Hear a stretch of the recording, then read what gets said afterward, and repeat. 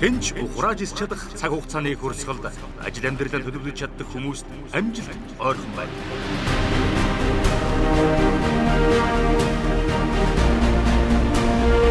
Амжилт гэж юу вэ? Үүнийг хүсэл мөрөөдлийн биелэл гэж тодорхойлж болох. Хүслээрээ чигүүрлэн бид амжилтод нисэх бол таны оюун ухаан зорилгоо тодорхойлж, зорилтоо биелүүлэх амжилтын механизмыг агуулж байна. Хязгаарч дундаршгүй тэдний хүсэл эмүүлэл мөн хүндрэх амжилтыг дагуулж байна. Эрсдэлгүй олддог ялалт амжилт гэж байдаггүй.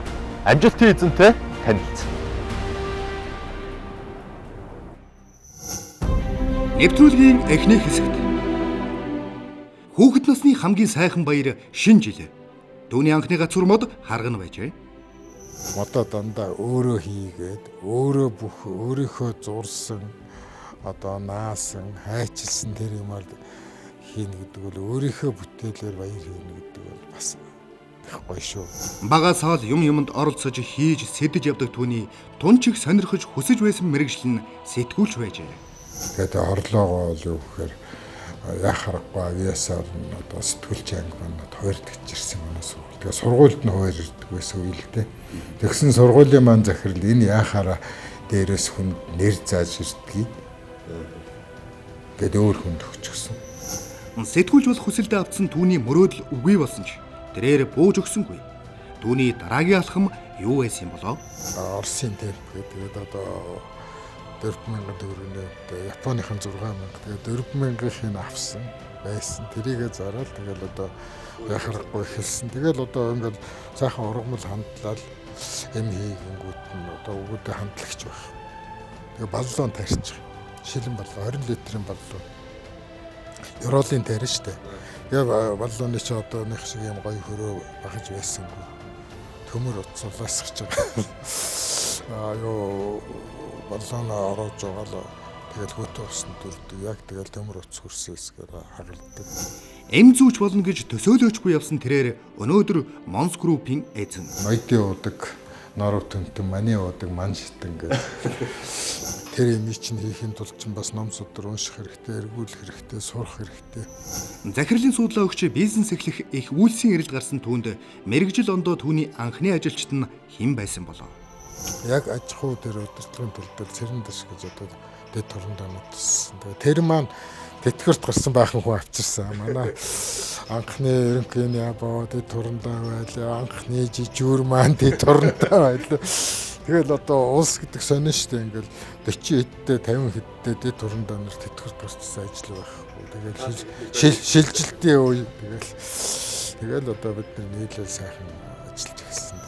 Хүсэл байвал нэгдэж, зорилгоо биелүүлж хамтдаа тэмүүлсэн түүний анхны хамт олон амжилтанд хүрч эхэлжээ. Хувь зээний эргүүлгээр тис өөр мэрэгжил эзэмссэн ч тэрээр уран зохиол сэтгүүл зүгээ өнөөдөр хүртэл орхиогүй.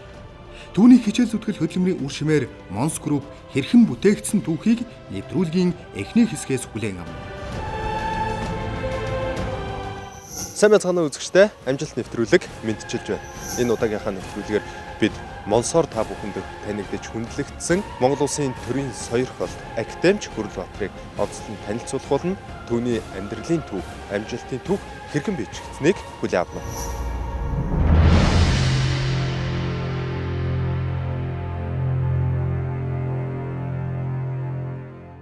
Бидний ярилцлага EB ресторанаас эхлэж байна. Тэгэхээр энэ удаагийн амжилт нэвтрүүлгийн зочноор үзэгч та бүхэндээ яг энэ одоо 2 оны босгон дээр Монгол Улсын төрийн сойрхолт Академич за та бидний бол одоо Монсын гэж одоо овоглогдсон Лувсангийн Хүрлбаатар оролцож байна.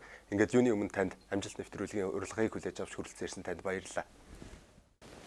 За намайг энэ сайхан нэвтрүүлэгтээ урьсан явдалд их баярлалаа. Би энэ нэвтрүүлгийг үзээд их сонирхож үздэг. Хизээнэх цагт энд өргөднө гэж бодсонгүй явлаа.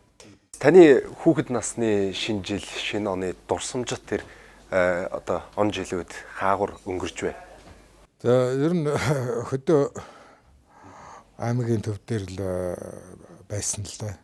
Тэгэхдээ одоо манай ээж ховдох юм байна. Уг нь би одоо гандангийн хөвгтөлтэй. Тэгээ энэ гисэр сүмийн үүдэн дээр төрсөн. Марин тэрэгэн дээр, одоо сүүх тэрэгэн дээр гэж ярьдаг. Одоо жинхэнэ нүүдэлч ам гэх юм уу. хот газар тэгсэн мөртлөө сөөх тэрэгэн дээр төрсөн. Их сонирхолтой тийм түүх байдаг. Өөрөө л аав ээжиг оюутан байхад ингээд төрсөн. За ээж минь ховдох болохоор баг хүүхэд бүр бага нас маань бол ховдод. Тэгээ ховд аймагт миний хүүхэд нас өнгөрсөнд ховдод гацуур гэж байхгүй. Тэгээ бид нэр харгана чимэндээ. Тэгээ харганаа одоо харагдахгүй болтол нь одоо хөвөнгөөр зулаад ороогоод сайхан тийм цаснд дарагдсан мод аятай сайхан мод бий болгоно. Тэгээ чимэглэх юм нь одоо бас байхгүй шүү дээ. Өөрөөсөө ингээд цаас хайчилж байгаа сайхан гинжнүүд тэгээд урт утсан унжуулаад тэрэндээ хөвөнгөө зоогоод одоо цас орж байгаа юм их та. Тэгэл цагаан гинжээ бас янз бүрийн өнгөөр будна. Тэгэл хөөрхөн зураг зураад чимээл тэрэн дээрээ тавьдаг. Одоо нэг гацуурын энэ хөөрхөн гялгар тоглоомууд чинь зурагнууд чинь тэр үед байсангүй л дээ.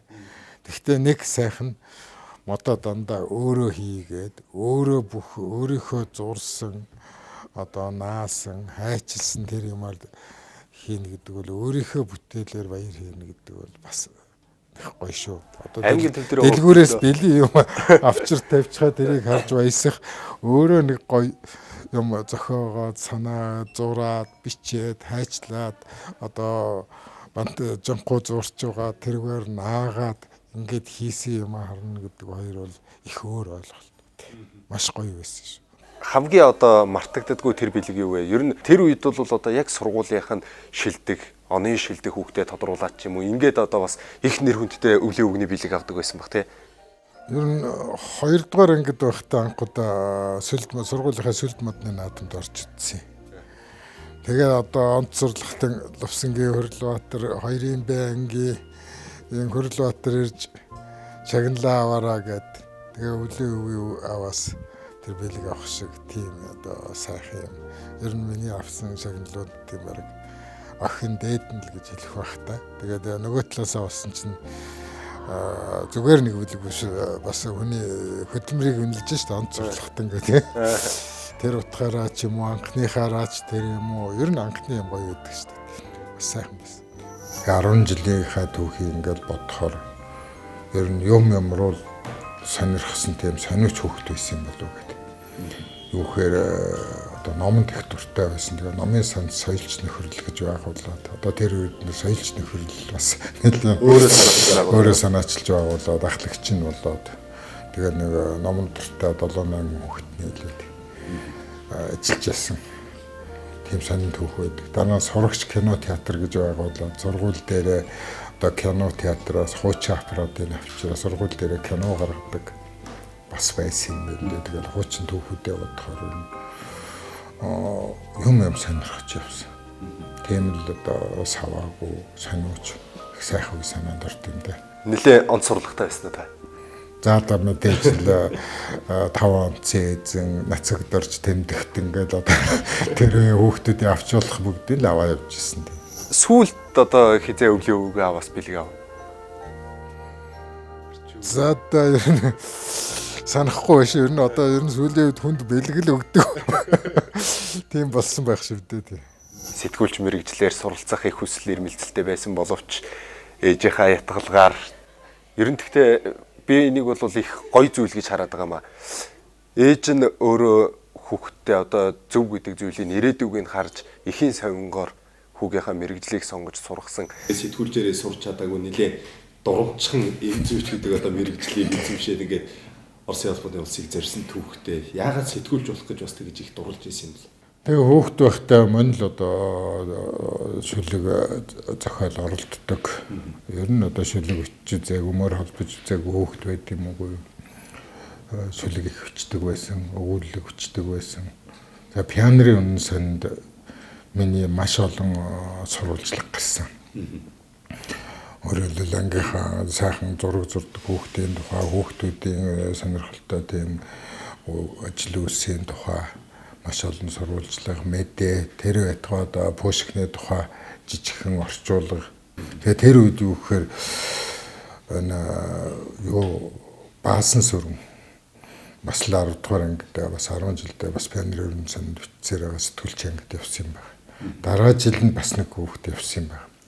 Тэгээд тэрний дараа жил яхахгүй миний ээлж болсон. Тэгээд маш их мэдээ сурвалжлага бичсэн. Тэгээд хорлоо гэж пионер өрн санны эрхлэгч байсан. Тэгээд хорлоогоо бол юу гэхээр яхахгүй авиасаар нь одоо сэтгүүлч анги манад хувирдагч ирсэн манай сургууль. Тэгээ сургуульд нь хувирдаг байсан үйл дээ. Тэгсэн сургуулийн маань захирал энэ яхаараа дээрээс хүнд нэр зааж ирдгийг. Гэт өөр хүнд өгчихсөн. Нэг л хувирдчихсэн. Ганц л одоо сэтгүүлч юм нэр заасан угаасаа жилдээ нэг хоёр хүн л Орос тийм сургуульд явдаг. Тэгээ дээр авиасаар явдаг. Тэрийг сургууль маань бас ойлгоогүй бас өөр ч юм байсан биз дээ.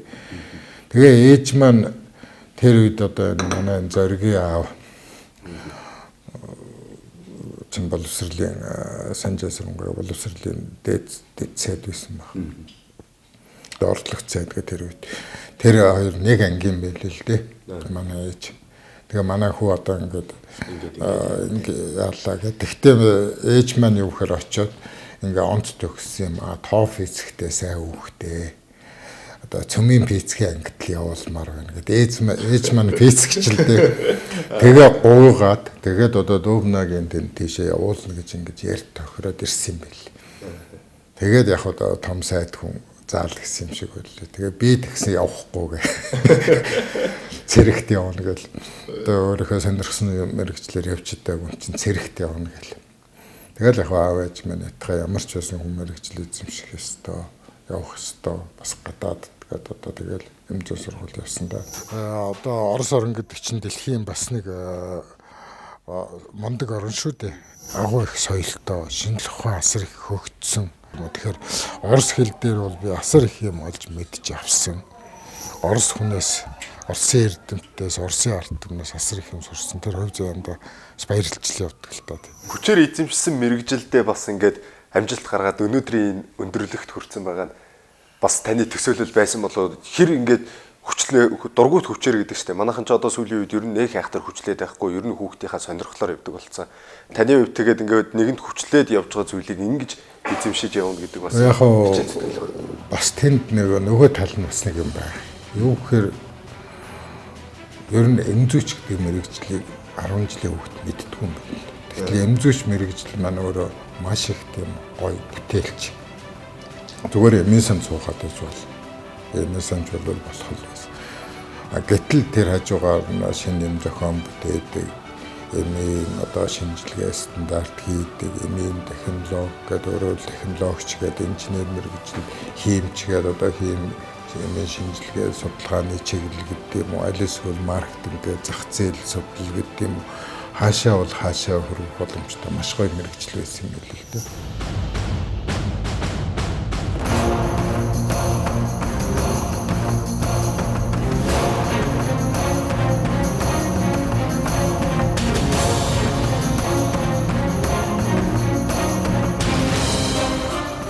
зээл одоо арчил гараал зах зээл бүх юм чөлөөтэй нээлттэй болоод тэгэл ерөөсөө таашууд их хэлсэн ихтэй тийм ч амир одоо сайхан мөнгөтэй төгрөгтэй айлын хүүхэд биш. Аргатаадаа л одоо зургатаа зарж бизнесээ эхлүүлж явах вэ. Тэгэхээр ер нь юм руу л ингээл ороод байдаг таны нэг тийм зан чанарал энэ бизнес рүү хөтлсөн юм болов. Ер нь 90 хүнд үйлдэ. Тэгээ 90 онд чинь би Импекс концерны 1-р орлогч захирал гэдэг бол 90 онд гадаад явхаа одоо тэр улаан паспорттой хүн бараг байхаагүй. Дөнгөж л эхэлж ийсэн баг. Тэгэхэд чинь одоо гадаад явдаг, улсын зардлаар явдаг, улсын одоо том концерны 1-р орлогч захирал маань дөнгөж он гараад тэтгэвртэй суух гад намааг ерөнхийдөө захирал болгоно гэд яам шийдэж гисэн захирал маань ажиллаа өгнө гэжсэн. Яг ийм үед л одоо бас л үдээд шинэ он босхон дээр л би захирал дээр ороо захирлаа би ажиллаа өгье гэсэн захирал маань их гайхсан гэдэг.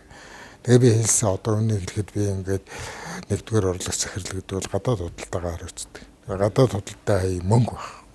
Гадаадаас мөнгө юм авах мөнгө баг. Гадаа тэгээд мөн одоо эмийнхээ хангамжийг хариуцдаг. Нөгөө эмээ хуваарлыг эмэн байх. Тэгээ ингээд одоо сул цалинт л болчихж байгаа. Улсын мөнгөөр сайхан зугаалсан. Тэгээд яваад хийж байгаа гэрээ нөчүүхэн жоохон тэгээд хэлсэн л дээ. Ерөнхий захирал маань Ламжууга хүн он гараад тэтгэврт гарна чи миний ажлыг авна шүү гэж хэлсэн. Сайд ч гэсэн намайг ажилуулна гэдэг ингээд тохирчихсан байхад одоо манай Монгол орн ингээ эми ургамлаар баян уламжлалт ангаах ухаан ингээ энэ хүчтэй мундаг шинжлэх ухаантай бид нэр ингэж суумааргүй байна. Би ер нь хувийн компани байгуулах гарлаа гэж хэлсэн. Захирал маань их л гайхсан л да. Гэхдээ ухаантай хүн байсан Ламжууга захирал одоо ч байгаа. Миний хүү тэгдэж амжилт хүсьгээд өстө тэгээс эхэлсэн дээ. Тэгээд өөрөө мэдж байгаа юм байна. Тэгээд бид нэр өөрөө хэлвэл юу гэхээр эми ургамал төгөл эхэлсэн л дээ. Их сайхан ерөөлийн үг хэлээл. Тэгээ өөрөөр хэлвэл бид нар өөрсдөө хийж бүтээж явах ёстой юм байна. Хүнээс юм гуух ёсгүй юм байна. Авах ёсгүй юм байна. Биднэрт тийм боломж байгаа юм байна. Тийм түүхийд байгаа юм байна гэсэн тийм ихтгэл үнэмшил над байсан учраас л би тэр сайхан ажил, тэр өндөр цалин, тэр машин унаа, тэр хангамжийг л орхисон юм шиг байна. Амжилтанд хүрэхэд маш том одоо эрсдэл юм уу ямар нэгэн зүйлийг золиослох ёстой байсны нэг нь одоо тэр ажлыг л орхих байсан юм а да тийм ээ. Ер нь адгийн муу сава хоёр үзүүртэй гэдэг арга билэг гэдэг альва шийдэр хоёр талтай л байдаг. Одоо нэг шин юм олж авнаа гэдэг маань өөр нөгөө нэг юм алдаж байна л гэсэн үг шүү дээ. Тэгэхээр үнэхээр одоо хэрвээ би тэр албан тушаалыг орхиж чадаагүй бол тэр хангамжийг тэр тогтвортой байдлаа орхиж чадаагүй л өдөрний энийг олж авахгүй л байсан л дээ. Тийш тий. Тэгэл тэндээ байсан бол магадгүй тэгэл байгаа л байх юм нэг ч үгүйсэхгүй шүү дээ. За тэгээд ингээд ажлаа өгч байгаа гудамжинд гараад танд ингээд ямар мэдрэмж төрж ирсэн ингээд одоо ингээд надад ажил байх. За одоо би өөрөө өөртөө л итгэн те. Би өөрөө хийх гэсэн юм а хийнэ л гэл ингээд дэш харахад ер нь ямар мэдрэмж төрөөд хамгийн түрүүнд юу бодогдсон. Одоо бизнес эхлэхийн тулд надад мөнгө хэрэгтэй. Ер нь мөнгөтэй хүн зөвхөн л байсан шүү дээ. Тэгэл яг одоо нэг эми ургамал аваад сайхан савлаад хүнд зарчий, арц аваад нунтаглаа зарчий, хүнд нэг хэрэгтэй юм багж аваад хийчий. Үнэхээр мөнгө төгрөгөл хэрэгтэй болдог. Одоо мөнгө төгрөгийг нэг өгөөсгтэй нэг улс байдсан шүү дээ. Би бол нэг мөнгийг өгөөсгöd байдгүй. Мөнгө чухал хэрэгтэй. Тэгтээ дахиж шүтээд байдаггүй. Мөнгө бол ерөөсөө л одоо нэг багц хэрэгсэл. Мөнгө чухал багц хэрэгслийн нэг тэр нэг хоёр зурагт байсан л да. Тэгээ нэг гэдэг нь Германы, Японы, Оросын темп гэдэг. Тэгээд одоо 4,000 төгрөгийн үнэтэй Японыхан 6,000. Тэгээд 4,000-ыг авсан байсан. Тэрийгэ зараад тэгэл одоо яхахгүй хэлсэн. Тэгэл одоо ингээл сайхан ургамал хандлал эм хийгэнгүүт нь одоо өгөөдөө хандлагч байхгүй. Тэгээ баллон тарьчих. Шилэн баллон 20 литрийн баллон. Ёроолын тарь штэ. Тэгээ баллооны чи одоо нэг шиг юм гоё хөрөө багаж байсангүй. Төмөр уцуулаасгаж байгаа. Баллон ороож байгаа л тэгэл хөтөө усны дүрдэг. Яг тэгэл төмөр уц хөрсөөсгээр хагардаг. Тэгээд нэлээ хэдин баллон бас л анх удаага хийж байгаа юм чинь нэвжиж нэг 2-3 баллон тайрч аваад тэгэл нөгөө амсар хэсгийг үүсэн бөглөөгөр бөглөж тэргээр нэм шилэн гуурс гаргаж байгаа л нөгөө ёроолын дээш нь харуулж байгаа л урхамлаа хийгээл спиртээ хийгээл хандлал одоо анхныхаа багаж юмыг өөрсдөө тийм л гар хийцээр хийжсэн. Одоо нэг залуучууд ирэхээр гайхдаг шүү дээ. Одоо та тэгж ургамал хандалж ирсэн үгүй. Таныг зургтаа аваад гарч яхад гэрийнхээ юу гэж хэлэх вэ? Би зарлаа. Би мөнгө олгож бизнес эхлэнэ гэж яхад. Гэхдээ ер нь хүнд нэг ганцхан нийлнэ гэж юм байд юм шиг байна. Тэгээд ханийн зэвэ гэж байна. Эхнэр өвтөр санаа нэгтэй эв инээ дэмждэг ойлгодог. Эхнэр маань над итгэсэн байсан учраас нэг тэгээд дуртай байгаагүй бах. Тэгтээ тэр дургүйслээ илэрхийлээгүй, хэрэггүй гэж хэлээгүй. Тэгээ л гэсэн. Тэгэхээр над итгэснийг хэл байх гэж боддог. Одоо миний яхахгүй амжилтанд хүрсэн нэг том толгуур хүчин зүтгэл бол манай гэр бүлийн л дээ.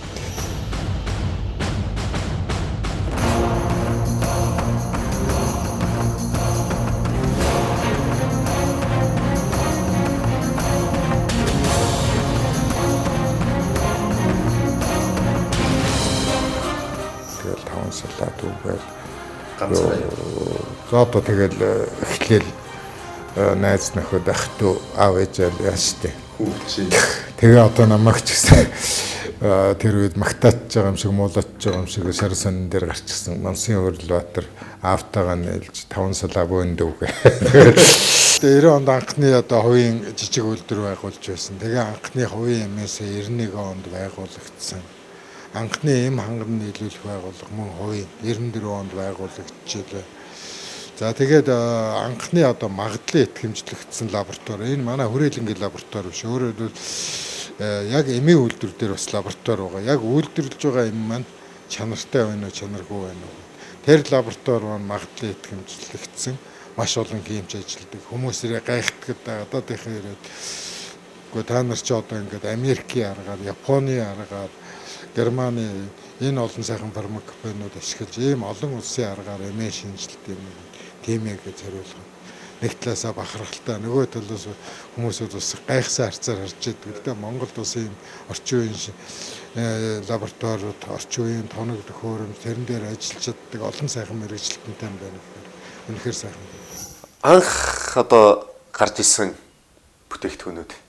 Миний анхны одоо бүтээсэн жоруудын нэг л дээ. Тэгэл дараа нь шахмал эмээ машинтай болонгууд читамон гэж шахмал эмээ хийгээл. Тэгэхээр тухайн үед жилдээ 850 мянган бодол хүрчээсэн оргил үедээ өөрөөр давхарцсан тоогоор 850 мянган хүн жилд хэрэгжилж ирсэн гэсэн. Ханиадны өвчин чинь эхэлдэ. Тэгээд дээр нь энийгээ бид нэр хүүхдийн сироп хэлбэрт оруулаад сүүлдээ одоо читамон сироп гэдэг хүмүүсийн хэрэглэх туртай бас тийм бэлтгэл байх жишээ. Ноёдын удаг, норов төнтөн, маний удаг, ман шитэн гэдэг тэрийг бид нар бас анх үйлдвэрлэж эхэлж ирсэн. Өөрөөр хэлбэл уламжлалт авахнууд жоруудыг үйлдвэрлээ тэргээр бас хүмүүс маш их дуртай. Ялангуяа одоо норов төнтөн бол өнийг хэлэхэд боломж байвал аваад уухад бол энэ баг хүн болох ууж яхад гэмгүй. Одоо орчин үеийн хэлгээр бол витамин л гэсэн үг л дээ. Өөрөөр хэлбэл биеийн тэнхэр тамирыг сэлбэж байдаг. Хүч тэнхээ оруулж олон гормоныг осмол орсон юм сайхан жоо. Эрдмийнхээ тал дээр суугаад яг аж ахуй дээр өдөртгийн тал дээр цэрэн дэс гэж одоо дэд турандаа мэдсэн. Тэр маань тэтгэврт гарсан байхын хүн авчирсан. Манай анхны ерөнхийний ягоо дэд турандаа байлаа. Анхны жижүүр маань дэд турандаа байлаа. Тэгэл одоо улс гэдэг сонин штэ ингээл 40 хэдтэй 50 хэдтэй дэд турандаа нэр тэтгэврт гарсан ажил байх. Тэгээд шилжилтийн үе тэгэл одоо бид нийлээ сайхан ажиллаж гисэн.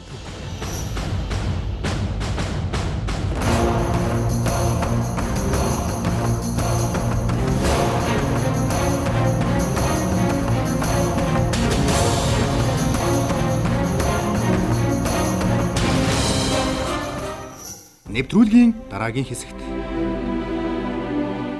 салбартаа шилдэг байж манлайлахын тулд тэрээр гол хүч үйл хэрэгэ лабораторид зориулжээ. Монсын амжилтын нэг гол нууц нь энд байгаа. Өөрөөр хэлбэл хүмүүс гайхдаг л да. Бид нэр одоо жилдээ нэг зөвхөн одоо яг энэ эм судлалын хүрээлэндээ энэ судалгаандаа зориулаад 650 сая орчим төгрөг зарцуулж байгаа. Жил болгон шүү дээ. Тэгээ жил болгон өсөж байгаа, нэмэгдэж байгаа. Зах зээлд эзэлсэн байр суурьтай томоохон компани ч гэлээ тэдний сорилт юу байв? Бэрхшээл одоо сорилт юм. Бэрхшээл одоо 2009 онд бид нар мөн энд сууцхаагаад тэгэхэд дэлхий хямарчсан байлаа шүү дээ. Дэлхийн эдийн засаг хямраад Монголын одоо доллар төгрөгийн ханш 1100-аас 1600 хүрээд 2000 хүрэх байх, 2500 хүрэх байх гэсэн тийм таамаг бий болчихсон. Хүнд үеэсэн. Тэгээ тэр үед бид нэр одоо яаж энэ бэрхшээлийг давтуулах вэ? Энэ 20 жил 20 гаруй жил зүтгэсэн энэ компани яаж дампууруулахгүй авчруулахгүй гэсэн бүр үнэхээр тийм энэ цаг тулаад бидний чийдвэр гаргаж ирсэн. Зах зээлийн ширүүн өрсөлдөөн дунд түүний бодлого алдаагүй байсан нь хоо сайхны салбартаа тэргүүлэгч Монс группийн өнөөдрийн онг төрхийг тодорхойлно. Дэлхийн шилдэг хорин эмийн компани 12-ын Монс Монголд төлөвлөлт. Өөрөөр хэлбэл монголчууд дэлхийн шилдэг хорин компани 12-ын. За бүр дэлхийн шилдэг 10 компани бол 8-ын монголчууд хэрэглэх боломжтой. Дэлхийн эмийг Монголдо нэвтрүүлэгч эх орны хөрсөн дургасан эмийн ургамлыг шинжих нь түүний хобби. Газар ургамлыг судлаад үзэл зур тэгээ хажуугаар нь зургийг аваад заримдаа одоо цоглуулгандаа нэмэрлэх гээд ухандаа 10 гаруй компанитай 1000 гаруй ажлагчтай Монс хэмээх өрхөөлийг хэн бүтээсэн нь гол биш, хэрхэн бүтээсэн нь түүний бахархал. хамт олноор л их бахархаж байгаа. Ер нь биегээс салаад ирэхээр л хүн одоо өөрийгөө ойлгож эхэлдэг, ухаан суудаг гэсэн. Энэ бол манай л хамт олонны амжилт. Энэ олон сайхан хүний зөв залсны хэл гэж бодож байгаа шүү дээ. Үнэхээр бахархалтай гоё санагдав. Хамт олноор бол бахархдаг та. Хөл дээрээ хэрхэн бат зогсож нийгэмд хүчирхэгжиж чадсан түүний амжилтын замналыг нэвтрүүлгийн энэ хэсгээс хүлээн авна. Таны ер нь яг энэ ялгаарч, онцгоорч яг энэ одоо өөрийн Монсын бас нэг чансааг тодорхойлох ямар таны одоо арга барил бай удирдагч хүний удирдлагын хувьд. Энэ лабораториос л одоо Монс яагаад энэ тэргүүлээд яагаад энэ хамгийн урд явж байгаа, яагаад Оросын холбооны улсад манай эмийг сонирхоод тэнд үйлдвэрлэх болов, яагаад ард түмэнд хэрэгтэй олон сайхан эмнүүд гарав гэдэг бол эндээс л эхэлж байгаа. Худалдагч хаант улсаас хэрэглэгч хаант улс руу шилжиж байгаа процесс гэж үзэж. Одоо хэрэглэгч хаан. Тэгээ манай гол зарчим бол одоо танд эмийн санчаа ороод нэг муухай ажиллаад юм уу, нэг айтайхан юм асуухтанд хагас дутуу хариулах юм бол гараал явна байшингийн нөгөө буланд бас нэг эмээсэн байж. Тэгэхээр хэрэглэгчээ л хүндэл, хэрэглэгчд юу хэрэгтэй вэ? Тэр эмийг сайхан тайлбарлаад өгөх хэрэгтэй, чанартай эм хэрэгтэй вэ нү, юу шуурхай үйлчлэгээ хэрэгтэй вэ нү? Тэр хэрэгтэй юм л өг. Хэрэглэгчийг л хаанд өргөмжл. Дэлхийн шилдэг 20 эмийн компани 12-ын Монс Монголд төлөөлдөг. Өөрөөр хэлбэл монголчууд дэлхийн шилдэг 20 компани 12-ын. За бүр дэлхийн шилдэг 10 компани бол 8-ын монголчууд хэрэглэх боломжтой. Орос руу гарах хэмээхэн туршилт явж байгаа үлээ зүгээр манай нөгөө хуучин таблет хэмээн таблет сироп болох гэж байгаа юм туршилт явж байгаа тийм ээ. Маш олон хулгам, туулай харах бол одоо хүний эрүүл мэнд дөөрсдөө зориулж яах гэх юм уу тийм ээ. Заримдаа ч над хэцүү санагддаг л да энэ олон амтны эрүүл мэнд аминд хүрч байгаа гэдэг. Гэхдээ нөгөө талаас энэний хариуд би олон хүний эрүүл мэндэд тусвалж байгаа, олон хүнд хэрэгтэй эм хийж байгаа гэж бодохоор жаахан сэтгэл тайвширч байгаа. Түүнээс бас зарим үед бол манайхан нэлээл хүнд ажил хийдэг. Та нар сая зах зохиос нь харлаа шүү дээ. 14 оны хувьд бол бид нар Оросын холбооны улсад өөрсдийнхөө үйлдвэрлэсэн нефромоник Оросын холбооны улсын зах зээлд гаргаж байгаа. Үнэхээр агуу. Одоо би бол үннийг хэлэхэд энэ ганц монсчуудын биш монголчуудын баяр гэж ойлгож байгаа. 40 гаруй орныг холбож байдаг улс нь одоо Монгол дотроо Монс. Оросын холбооны улсныг одоо намайг урьдсан л да. Тэгээд Сергей Воронин гээд Оросын гадаад явдлын яамны сайд социализмын үед олон жилээс дараа нүүбд суулж ясан нэг алдартай дипломатчууд.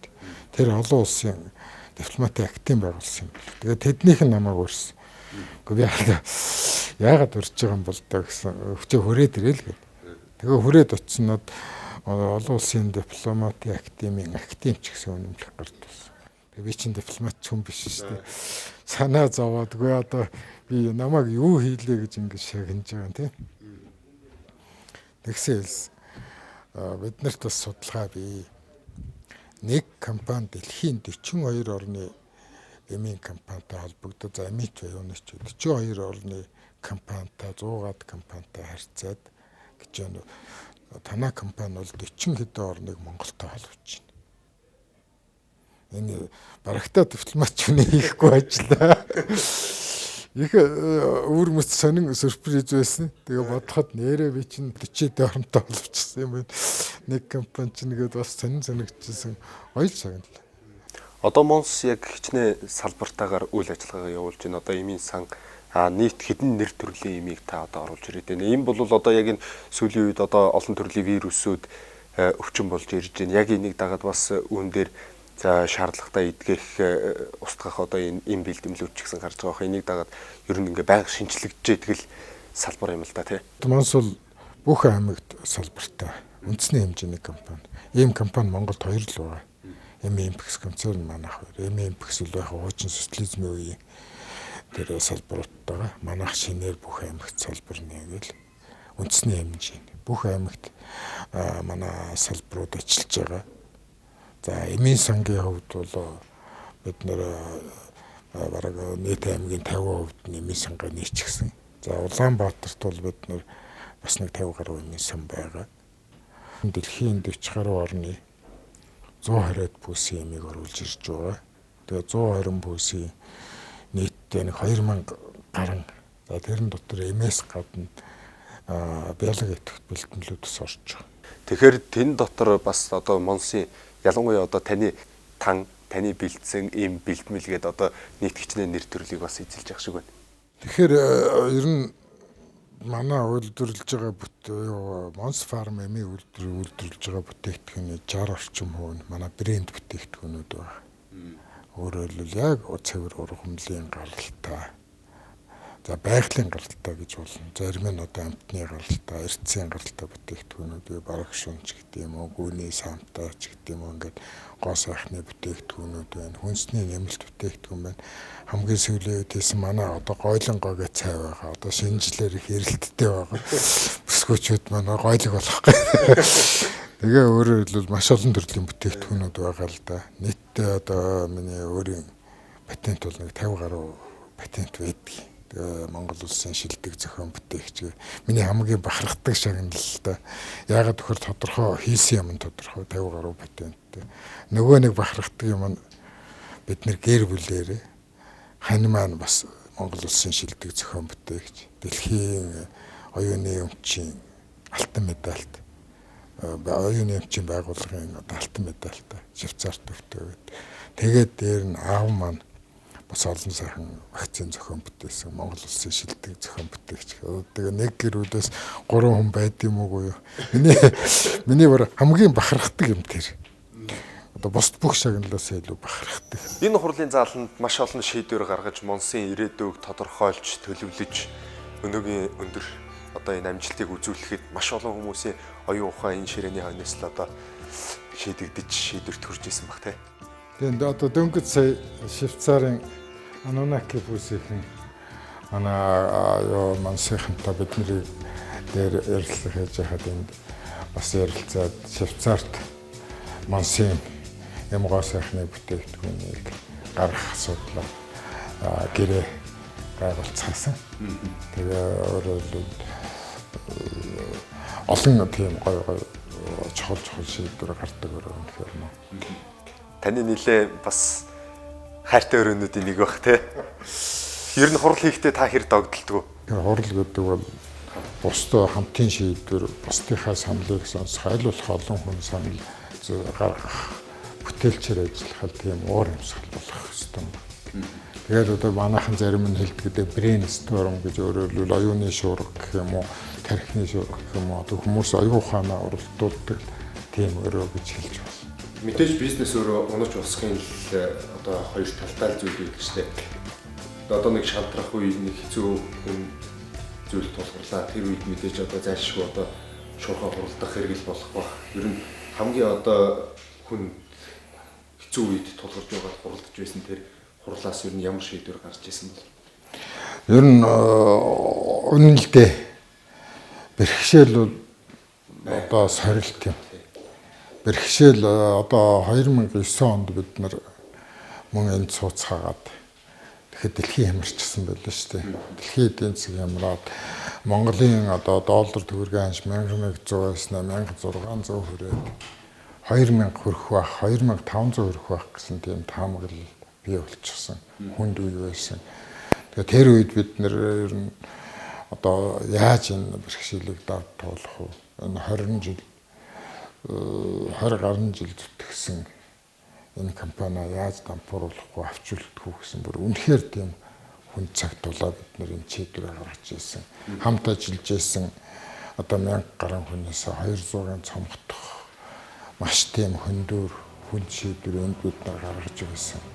За энд бас маш гой шийдвэрүүд гаргаж ирсэн оновчтой олон чухал шийдвэрүүд яаж бүгдээрээ цоо шинээр бүтээлчээр ажиллах бидний болсон бэрхшээл гэдэг бол юу бол хүчтэй компани хүчтэй хүнийг бол хүчтэй хүн бол даваад гардаг тэр улам хүчтэй болгодог сул дараа компани сул дараа компаниг сөхрүүлдэг. Тийм учраас бид нар одоогийн хүндрэлийг ч гэсэн бидний хүч тэнхийг шалгаж шүү, оюуны ман тэнхийг шалгаж шүү. Цөмөр энийг давнаа л гэсэн ийм зорилготой суц хадагтай нэг ч байна.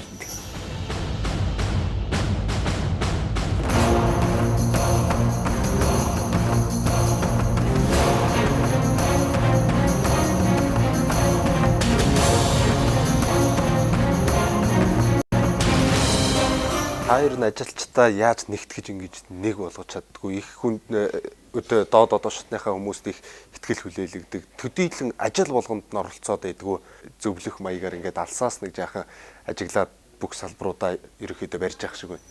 Ер нь хүнийг таньна гэдэг л хамгийн чухал юм бэл. Тэгээд яг хөө би одоо ер нь ихэнх манай хүмүүс өөрсдөө сонгодог л да. Би өөрөө нэг ер нь 40-50 хүн сонгосон байх энэ олон жил. Тэгээд ганц хоёр хүн дээр л алдсан. Бус дээр нь бол дандаа онсон бас хүн гайгүйч тэнд юм болов гэдэг. За нэг хоёр алдахтаа бас нэлээд том алдсан. Бас тийм би. Ер нь бол би харамсдаг хүнд итгэсэндээ. Хүнд итгэсэндээ ч мос ингэж би ганц хүн бол энэ олон компани хянан өдөртнө гэж байхгүй шүү дээ. Тэгэхээр хүний зөв сонгол тэр хүмүүстэй ажиллах нөхцөлийн нөгөөл тэр хүмүүстэй итгэл. Тэгэхээр өөрөөр хэлбэл тэр хүн яаж багаа бүрдүүлэх үү, яаж энэ төлөвлөгөөгөө биелүүлэх үү гэхээр тэр хүний бүтээл сэтгэлгээ хөгжин хариуцлага их болно. Хүнд эрх өгөөд ирэхээр эрхийг дагаад хүн чинь заавал хариуцлага өөрийг бий болдог байхгүй. Тэгэхгүй эрх өгөхгүйгээр хүнд баахан хариуцлага хүлээлгэх юм гэж байхгүй шүү дээ. Тэгэхээр эрх өгчхөр яхахгүй тэрийг дахад за би ийм эрэхтэй юм чи ийм юм хийх хэрэгтэй гэдэг ойлголт. Ер нь тэр бас манай амжилтын нэг үндэс болдог. Монс группийг ингээд одоо модоор ч юм уу майхан шоухоор аваад үзэх юм бол за ингээд Монс групп толгойн доошогоо 10 компаниудаа бас түшиглээд энэ багныг энэ өрх айлыг ингээд түшилцээ дэшээ өргөлцөөд явцгаач. Яагаад бас энэ одоо салбарууд руу та орох болов? Жишээлх юм бол одоо хамгийн сонин одоо барилгын компани байгаад байгаа юм танаа Монсын тий. Яг нэгдүгээрт бол биднэрт барих барилга маш олон байсан. Одоо ажилчдын орон сууц хэрэгтэй сая Мишель гээд манай нэг 96 айлын орон сууц бид нэр өөрсдөө бариад хүмүүсээ оруулчлаа. Дээр нь Монстэй сургуулийн барилгыг бариад ашиглалтанд оруулчлаа өнгөрсөн жил. Энэ жил болохоор Монстэй сургуулийн биеийн тамирын заалыг бариад ашиглалтанд оруулчлаа. За Монс группийн агуулгыг бариад ашиглалтанд оруулчлаа. Одоо олон улсын хэмжээний олон улсын стандарт хангасан том эмийн үйлдвэрийн цогцлбор байгуулах гээд бид нэр ажиллаж байгаа. Тэр цогцлборын маань 2-3 барилгын баригдаа дуусах шатндаа явчихна. Тэгээд энэ барилгын маань компани асар их ажилтаа байгаа л да. Гэхдээ бас нэг юм би ойлгосон. Юу гэхээр ер нь аутсорсинг гэж хэлдэг. Хүн юм руу яваад ах хэрэггүй юм байна. Барилгын мундаг компаниуд байна шүү дээ Монголд. Манай Монс Construction-аас илүү. Өөрөөр хэлбэл бид нар бусдаар юм хэлгэж явах хэрэгтэй. Үндсэн бизнестэй л төвлөрөх хэрэгтэй юм байна гэж. Үндсэн одоо хэрвээ би ингээ үндсэн бизнестэй төвлөрсөн бол ганц нефромоныг ус нэлээ хэдэн юм гадаад гаргачих боломж байсан байж магадгүй гэж. Тэр нь төвлөрөл гэдэг бол ганц компани хөвчс хүний хөвч гэсэн зарим хүн их олон янз юм хийгээл явдаг шүү дээ. Одоо над шиг. Би бас ингээл юм руу ингээ явдаг. Тэгэхгүй нэг юм төвлөрүүл хүн амжилтанд хүрдэг юм шиг байна. Том амжилтанд. Дэлхийн хэмжээний байж магадгүй. Тэгэхээр ингээ юм руу өсчих бол тийм сайн юм биш юм аа. Зүгээр яг альва юм хоёр талтай нөгөө талаасаа хүн бас юмыг жаахан өргөн хүрээтэй хардаг. Одоо кургсор гэдэг арай өргөн хүрээтэй хардаг, арай өөр сэтгэдэг болтгол юм байл. Гэхдээ төвлөрөл чухал юм бэл. 2015 онд бол Монсын одоо 25 жилийн тохиох гэж байна. 15 онд 25 жил гэдэг энэ өөрөө их сайхан бэлэгдлийн тоо. Тэгээд ч одоо 90 онд дөнгөж гарангуут л 90 онд л одоо компани болж исэн Монголын одоо энэ бизнесмэнүүдийн бизнесийн салбарт их цөөхөн байдаг баг. 90 онд бид нэр 15 жижиг үйлдвэрийн эцэд цуглаад хувийн эзэдийн холбоо гэж байгуулж ирсэн. Тэгээ би одоо элсний 13 гэдэг шиг анхны одоо 15 хувийн жижиг үйлдвэрийн анхны 15 компани нэг гэдгээрээ бахархаж явдаг. 25 жил сайхан явчихсан байна. Сайхан амжилт боллоо. Тэгээд энэ амжилт бололтой эргүүлээд ингээ хараад бодоод энэ шинэ оны зааган дээр за 25 жил болсон манай шинэ он маань 25 жилийн манай он босхон дээр ингээд энэ бүгдийг хараад удаад би ямар ч азтай хүн байсан. Ямар сайхан аав ээжтэй, ямар сайхан багш нартай, ямар сайхан сургууль төгссөн. Тэгээ хамгийн сүүлд нь ямар сайхан хамт олонтой учирсан. Ийм хамт олон байгаагүй бол, ийм хүмүүс байгаагүй бол би ийм амжилтанд хүрэхгүй байсан. Энэ одоо бидний энэ Монсын энэ олд амжилт гэдэг бол надаас бага шалтгаалсан. Яг уу би зохион байгуулсан, үүсгэн байгуулсан, удирдсан гэсэн. Энэ бол бүхэл бүтэн хамт олонны л олд амжилт юм. За би 1000 төгрөгтэй байж байгаа 1000 төгрөгөө хаяул одоо миний хувьд шаталтчтай автобусан суухгүй явж байсан 1000 төгрөгөө хаяул би алхах нь. Таны хувьд гэх юм бол одоо эрсдэл бизнесийн эрсдэл нэг ингээд шатаад ингээд за ёстой баларлаа өнгөрлөө гэд ингээд нэг сэтгэл санаагаар унаад ингээд гундаад би ер нь одоо бизнесмен болох хүн ч юм уу ч юм уу яшаа зүгээр өстой ингээд им танга хийгээд явъя гэсэн чинь нэг тиймэрхүү үе байсан уу ер нь? Байсан. Ер нь хүнд үед байсан. Би одоо 25 жил явуулж байгаа болохоор Монсынхаа төв хүчих гээд хуучин сонин хэвлэл төвлөгдсөн 90 тэмдэглэл юм харж байсан. Би чулуу хүртэл хазж үтсэн гэсэн нэг үг сурвалжлага байна лээ. Тэгээд намайг сурвалжлагч л тэгж асууж байгаа л тийм хэлүүлсэн юм шиг үлээ. Тэгээд өөрөөр хэлбэл хүнд үед нэлээд олон байсан. Гэхдээ бизнес хийж байгаа хүн бол ганц өөрийнхөө төлөө биш болчт юм байл. Одоо жишээлбэл Монс ингээд төдөө жаахан хүнд байдалд орлоо гэдэг ингээд хэрвээ дампуур нэг бол 1000 гаруй хүний хөв зэв байгаа. Тэгээ 1000 гаруй айлын. Тэгээ нэг айлын ард 5 хөнгөө 5000 хүн ч гэдэг юм. Нөгөө талдаа Монголын эм хангамжийн салбарын бас нэлээд төвийн үүсч яваа хувьд эм хангамжийн салбар бас хүнд байдалд орно ч гэдэг юм. Тэгэхээр өөрөөр хэлбэл үүсч байгаа ачааныхаа хэмжээгээр хариуцлага нэлээд өндөрсдөг юм байл л дээ. Заримдаа ч хүн бас хүн л юм хойно шантрах, зүрх өөхөх, за болидох юм гарч ирэн шүү. Тэгээ гарч ирэх үед энэ бүхэн бодогч байгаа байхгүй юу? Манай эм хангамжийн салбар ямар байдалд орох вэ? Манай 1000 хүн яах вэ? Юм л бодогд. Таны амжилтын нууцын бүх хоббитой их холбогддог баг. Та өөрийгөө ингэж сэтгэл санаа, оюун бодлоо их цэгцэлж, цэвэрлэж дараагийн хийх ажилдаа их бас төлөвлөгөөт тэр зүйлүүдийг ингэж хийхэд та өөрийгөө хэрхэн амрааж, хэрхэн өөрийгөө цэнэглэж нэг ёсондоо ажил руугаа төвлөрөх тэр төвлөрлийг бий болгож байна. Амралт гэж юу ойлгохоос л хамаарна л да. Зарим хүмүүс бол үгүй чи амраач гэдэг юм. Би амарч байгаа л гэж бодоод байдаг. Өөрөөр хэлбэл амралт гэдэг бол ажлаа солихын нэр гэж. Яг одоо компанийнхаа бизнесийн ажил хийж ирснээр дараа нь эрдэм шинжилгээний ажил руугаа ороод судалгаа шинжилгээ хийгээд ирэхээр нэг өөрч гэдэг юм уу. Орой очиод ингээ сайхан шүлгээ өчөөд гэдэг юм уу, гүйлэг өчөөд гэдэг юм уу. Ингээд нэг өөрч гэдэг юм уу. Интернет руу орж сайхан фото зургийг гоё зургууд үзээд газрын ургамлыг судлаад үзээд тэгээ хажуугаар нь зургийг аваад заримдаа одоо цоглуулгандаа нэмэрлэх гээд ухандаа гэр бүлдээ хэр цаг зав зарцуулж байна. За ер нь хагас бүтэнсээ хоёр бол би энэ компанийнхаа юм уу бизнесийн ажил хийхгүй л гэж боддог. За баг хийдэгчгүй. Бүр л нэг онцгой тохиолдол гарахгүй. Хагас бүтэнсээ хоёрыг бол яг гэр бүлтэй, өөр хүүхэдтэй, хандаа, ачтай, зээдэ зориулнда тэд нартай хамт байх шиг сайхан юм. Үнд ер нь гэр бүлэгт чинь түүний хамгийн одоо үнэтэй зүйл гэх юм бол гэр бүл шүү дээ. 20-д одоо тэр бусад тэр юм бас байгууллага одоо таны нийгмийн итвэх тэгээд энэ бол сонгуульт ажил шүү дээ. Нэг ёсондоо танд итгээл таныг өдөрдох зөвлөлөөрөө сонгож байна. Тань бас гэр бүлийн хүн тэгдэм юм л да. Чи ер нь албан тушаалын донтой байх гэх. Чам шиг 3-4 ерөнхийлөгч цалтай хүн Монголд байхгүй байх. Би чинь яг Монс группийн ерөнхийлөгч гэж явдیں۔ Дээр нь Монголын эм зүйн байгууллагуудын нэгдсэн эм холбооны ерөнхийлөгч. Тэгээ Монголын инновацийн холбооны ерөнхийлөгч гэл 25 жилийн хугацаанд яг өнөөдрийн энэ одоо Монгол улсыг одоо хэрэг ингээд хэлгсэн энэ сүлжээ эмийн сангуудтай ийм одоо 10 компанитай охин компани доороо байгуулагдсан ийм байх гэж төсөөлж ирсэн үү? Хэрвээ төсөөлж ирсэн бол тэр төсөөлөлтөд хүрсэн үү? Мөрөөдөлтэй биелж гин үү? Тэгэхээр дараагийн одоо Монсын 5 жилийн 10 жилийн дараах тэр төсөөлөл мөрөөдөл ер нь ямар байгаасаа ямар амжилттай ажиллаж байгаасаа гэж та ингэж харж байна. Яг залуу байхад нэлээд амбицтай л байсан юм шиг байна. Тэгээд нэг улсын эмийн үйлдвэрийн нэг хүн манай нэг найзд хэлсэн байна. Коррелаторч галзуу шүү 50 жилийн цаатахыг харахгүй бол бизнес эрхэлж яадын гэж хэлсэн гэдэг.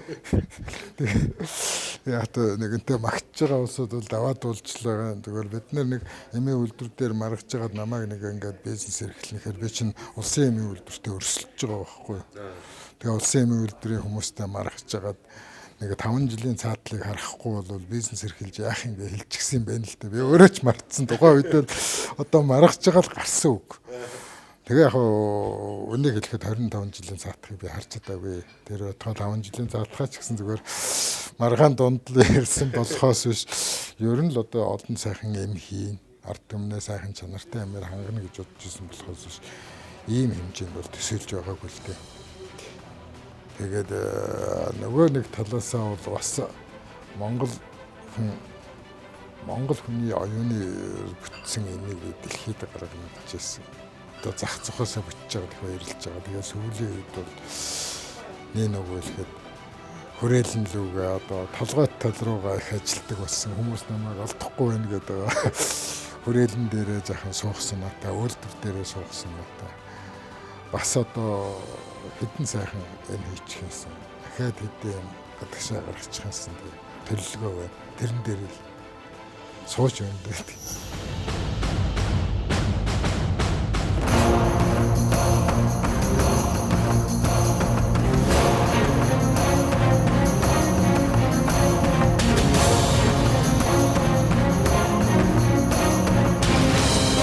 Амжилт гэдэг бол амжих гэдэг үгээс гаралтай. Амжих гэдэг үгийн үйлт нэр юм байна гэж. Амжих гэдэг чинь өөрөө үйл үг. Тэрийг үйлт нэр болохоор амжилт нэр, амжилт гэж. Тэгэхээр өөрөөр хэлбэл амжихал гэсэн утга. Тэгээ амжиж бүтээх, амжиж хийх, өрсөлдөгчөөсөө цаг хугацаанаасаа бусдаас өрсөж амтсан хүн л одоо амжилтанд хүрдэг юм а гэж. Өөрөөр хөдөлмөрлөл, сургуу хөдөлмөрлөх ёстой л гэсэн. Миний угаасаа амьдралын зарчим тэр л дээ. Амжилт нэвтрүүлгийн урилгыг хүлээн авсан танд маш их баярлалаа. Нөр их ажлын хажуугаар өнөөдөр бас хурлын таслуулаад нэлээд ажлыг бас хойшин тавиулаад нэвтрүүлгийнхаа бичлэгт орлоо. Тэгээд их сайхан амжилтынхаа түүхээс бидэнтэй хуваалцсан таны болон Монс группийн хамт олонны 2015 оны ажил амьдралд нь өндрөөс өндөр одоо амжилтыг хүсэн өрөө илүү их зүйлийг хийж бүтээж эрүүл амьдралыг одоо Монголынхаа ард түмэн бидэнд өгөөсэй гэж хүсэж байна. Ингээд мөн бас одоо таны зорилго дэлхийн олон оронд Монголын эмийн уран бол таны одоо барьсан тэр эм шилдэг одоо брэнд болж шилдэг бүтээл болж дэлхийн хүмүүсийг одоо эдгэж эмчилж байгаасаа гэдэг одоо ерөөлөөр амжилт нэвтрүүлгийн өндөрлөе. Баярлалаа. Намайг анх бизнес эхэлж байхад манай нэг найз хэлсэн. Осло хамт бизнес эхэлчихээр хөдөлж өгөхгүй болохоор би жоохон шахсан байгаа гэж одоо боддог. Юу гэж хэлснэ мэдэхгүй байна. Ямар ч гэсэн намайг хариудна. Чи юм уу ажилчин шорхолж л гэсэн юм байна. Тэр үед жоохон гомдолтой байсан. Одоо бодоод байхад угаасаа намайг их зөв тодорхойлсон юм шиг байна.